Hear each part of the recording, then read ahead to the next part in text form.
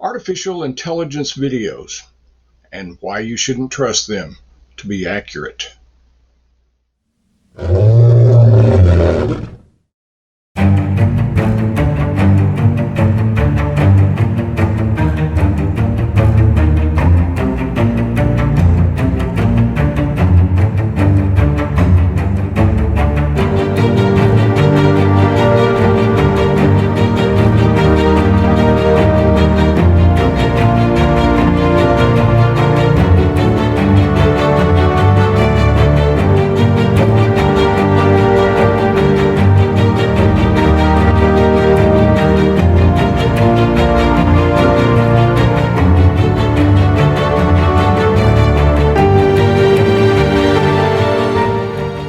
I'd like to welcome everybody back to Buford Pusser, The Other Story.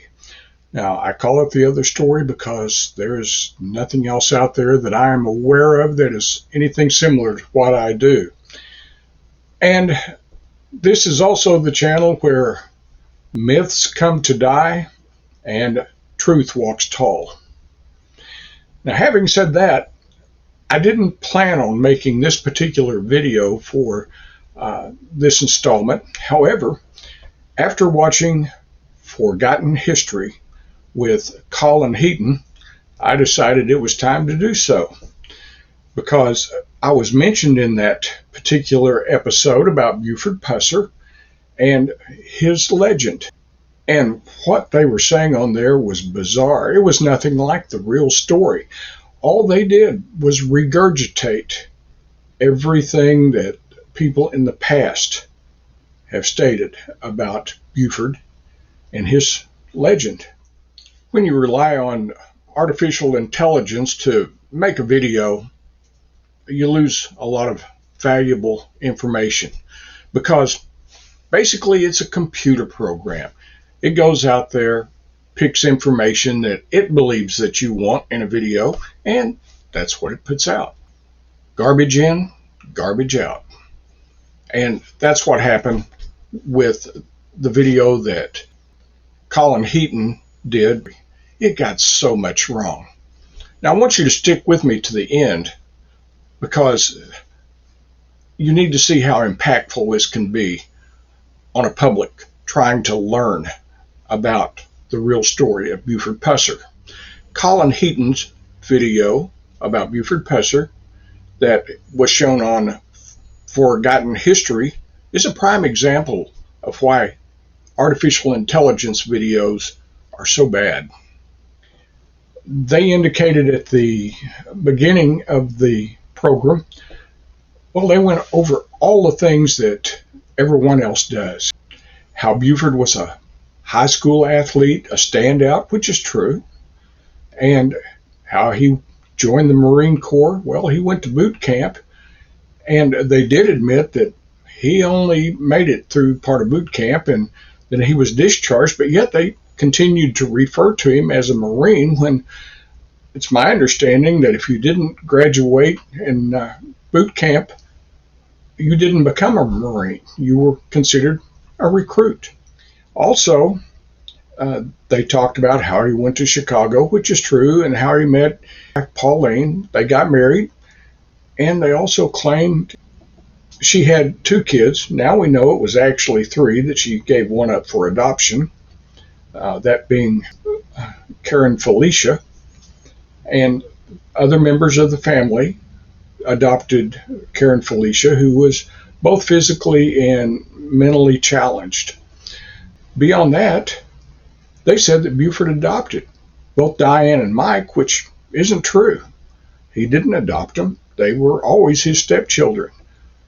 Of course, they did say that after some years in Chicago, working up there at the Union Bag Company and wrestling, that he moved back to Adamsville and he became chief of police, although they didn't mention that he was a patrolman before that Buford Surratt stepped down and Buford took the chief's position. But then they said that something that was just totally off the wall. They said that whenever Buford returned from Chicago was when that he was attacked and brutally beaten at the state line. Well, that wasn't true. That happened before he went to Chicago, so they've got their timelines all screwed up. Buford claimed that he was attacked, beaten, cut up, robbed, left for dead in February of 1957. Well, he didn't return from Chicago until 1962, so their timeline on all of this was completely off base. I really couldn't keep up with all the claims that Colin Heaton was making, so I printed off the transcripts to the video, and in it he said that Pusser was aware of all the widespread criminal activity that was taking place in the state and in the county.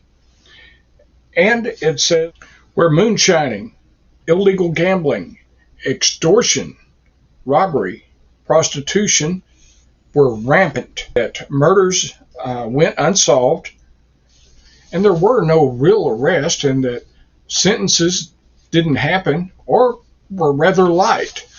And with the death of Sheriff Dickey, he decided to run for sheriff. Boy, you talk about a crock. Now, in the first place, Buford was running for sheriff long before Sheriff Dickey was killed. He had already secured the Republican spot on the ticket for sheriff, and Dickey was running as a Democrat. George Weatherford, who they never mentioned, was running as an independent. So you had three candidates running for the job at the time. Well, then they mentioned extortion and prostitution. I've never run across a case of extortion at the state line. Now, maybe there was, but I haven't heard of it. I'm not sure that anyone else has.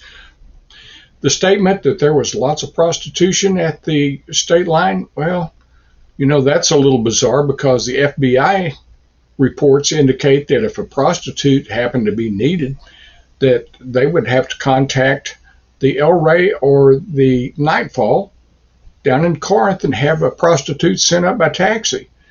As several people have put it to me, there wasn't much call for prostitution down there because there were just too many girls at the state line that were giving it away. Go figure that one. And about the time that you think you've heard it all, it gets even more bizarre, which makes me wonder if Mr. Heaton bothered to fact check any of the information that he got for this video, because most of it appears to have been from old stock footage that didn't have anything to do with Buford Pusser, and the voice is AI generated, but you'd think that he would want to check the quality of the information that he was putting out. For instance, it said that Sheriff James Dickey, when he was sheriff, it was well known that he was a member of the state line mob and that he'd run a hit squad for Kirksey Nix and his henchwoman and common law wife, Louise Hathcock. I didn't realize that Nix and Louise had ever been romantically involved with each other. Next, he said that Louise Hathcock was involved with the state line mob and that everyone there was lining their pockets. Well, got news for Mr. Heaton. At that point, Louise was the state line mob. When Buford Pusser was elected sheriff, there was nobody left except for Louise and Towhead White, and Towhead didn't spend that much time there, so it was mostly Louise. I don't know why he didn't do a better job of checking his history before he started his broadcast. Now Mr. Heaton's AI-generated program about real history stated that Louise tried to offer Buford a bribe of $1,000 a month if he would just look the other way, as the state line committed crimes, and now that I don't doubt too much. Then he goes on to state that instead he disrupted their 87 still moonshine operation. Now, I did not know that The State Line mob operated 87 moonshine stills. More revised history, I guess. And then he made the comment that Buford started to target the Dixie Mafia's and State Line's whiskey operation, which I assume he meant bootlegging. He didn't clarify that. And then he says that Buford's actions inspired his deputies to join his effort. I didn't know that there had been a problem in the first place. Jim Moffitt was his chief deputy and did his job. Petey Plunk was always Buford's right-hand man. So how many other deputies did he have? Oh, I forgot. Deputy Maxey. Now, if you happen to be wondering, that Deputy Maxey remark was made about another podcast that's out there, the Pagoda Boys, who interviewed an individual that identified himself as Deputy Maxey, claiming to be one of Buford's many deputies. Checking some records and all, I can't seem to find where he was a salaried deputy ever at McNairy County. And I can't find anybody that remembers a Deputy Maxey, so there you have that. Make of it what you will. And he said that Buford had an unshakable morality and code of ethics. So there you have some information that, again, it's all revisionist history, but yet they call it forgotten history. Well, that could be true because they've forgotten a lot. Now, of course, these history revisionists would claim that Buford would suffer several assassination attempts due to his efforts to shut down the Dixie Mafia and State Line's efforts to promote such crime in his county. The video also makes the claim that after so many attempts on his life, that Buford finally broke down and did what he said he would not do when he ran for election, and that was carry a gun. Up till that time, the video says that he carried a 4-foot hickory stick, like a baseball bat. Now, that argument's already been settled. They go on to say that one time he was stabbed 7 times in the chest, but he survived. I would like for these guys to try adding up all these numbers and give me the location on the body where he suffered each one of these gunshots and see if they total up to 8, and if they agree with official records, and if they would do the same thing with all of his stab wounds. Tell where he was stabbed, because he claimed he was cut on more than one occasion, but in the transcript here it says that he was cut 7 times, stabbed 7 times during just one attack. So help get the numbers straight, guys. While you're revising history, try to get some of it right. Then it goes on to say that there were a problem with some of his deputies, that some of them were on the take, and that he fired them and hired new men. Now, he only had 2 deputies, Moffitt and Plunk, and I don't recall that he fired either one of them or replaced them with new men.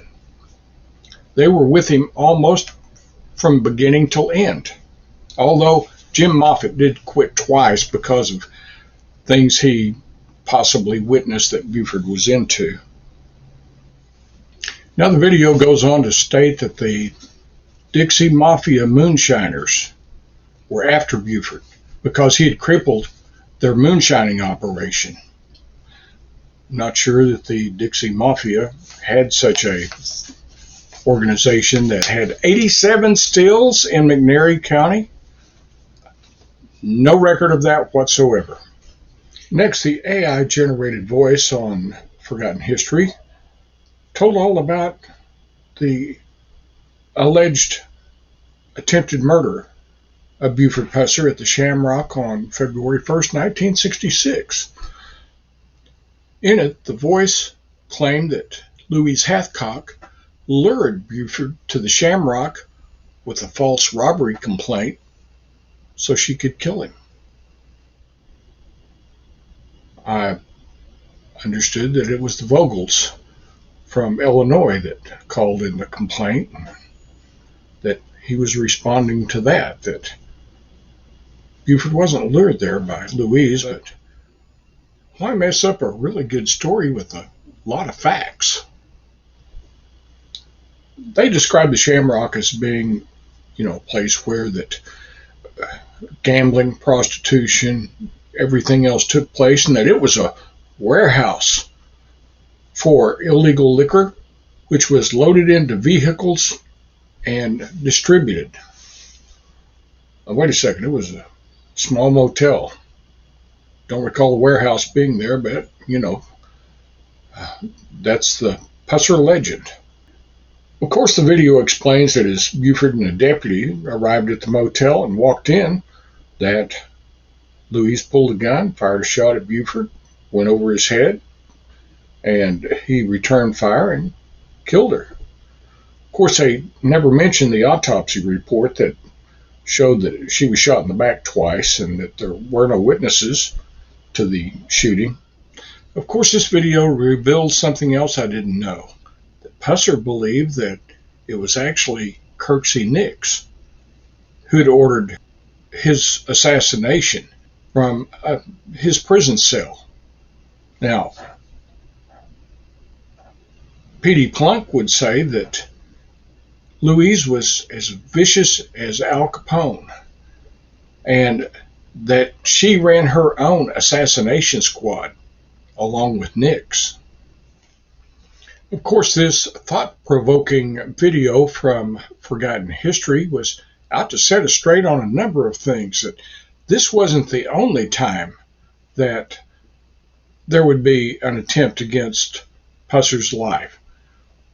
That on January 2nd, 1967, Buford stopped a speeding vehicle just north of the state line, and when he walked up to the car, he was shot 3 times by a would-be assassin.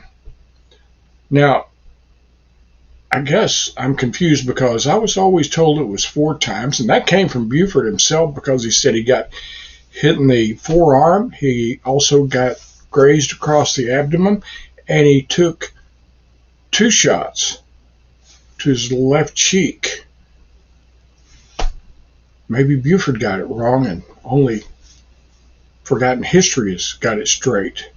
I'll have to make a note to myself to check all this out.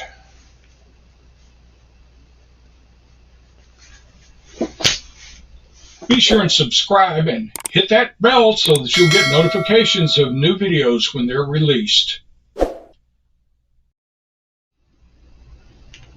Another thing I guess I'm a little confused about is I always understood that Louise Hathcock was Towhead White's common law wife, not Nix. Yeah, score another one for Forgotten History for setting us straight on that one too. The attempts on Buford's life would just keep coming. On the morning of August 12th, Buford got a call early in the morning telling him there was a disturbance just outside of town. Now, I thought it was at the state line, but outside of town, that's, 17, 18 miles from Pusser's home. That's a little more than outside of town. But at any rate, Pauline wanted to go with him, and they got down to the area of New Hope Road when they were ambushed. A car pulled up alongside of them, fired shots in the car. Pauline was the one that got hit, and she was killed instantly. Now, wait a second, I'm confused again because Buford said that she was wounded at the first ambush site and killed at the second ambush site. I guess I've had it wrong all these years, even though that's what Buford said. Now, this program went on for quite some time, making statements, many of them false, So if it has sounded like I'm making fun of the program, I am, because I've studied this a long time. But what got me was then this AI voice that Colin Heaton has mentioned me, saying that I was a former law enforcement officer from Arkansas and that I'd studied this a long time and given out lots of information, but that there is nothing to substantiate my views. Seems like I've shared a lot of stuff that I've discovered over the years or have had shared with me over the years and posted it for everyone here to see. But yet for some reason he discounts that while he doesn't produce any evidence of his own that the ambush happened more along the lines of what he claimed. Now, the thing that offended me most of all, even more than their insult toward me, saying that the things I have said were unsubstantiated, was when they said that the FBI had designated the sheriff's office of McNairy County back in 1983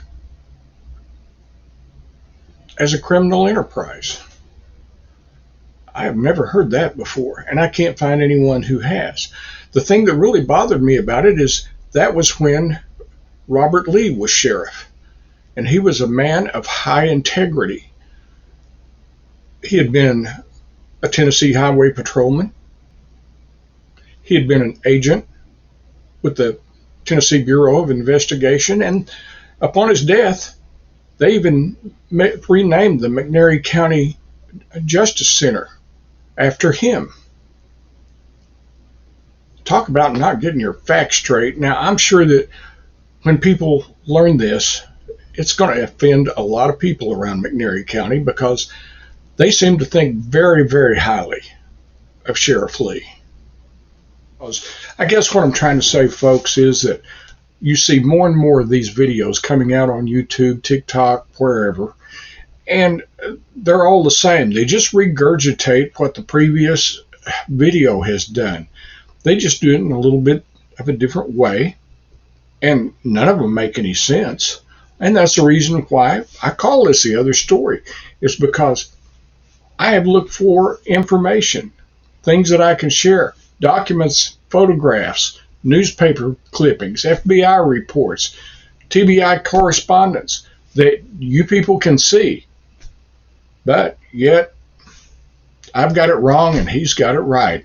And he's done so without any information at all that he has shared with you other than what he's had to say. So be careful when you watch these videos.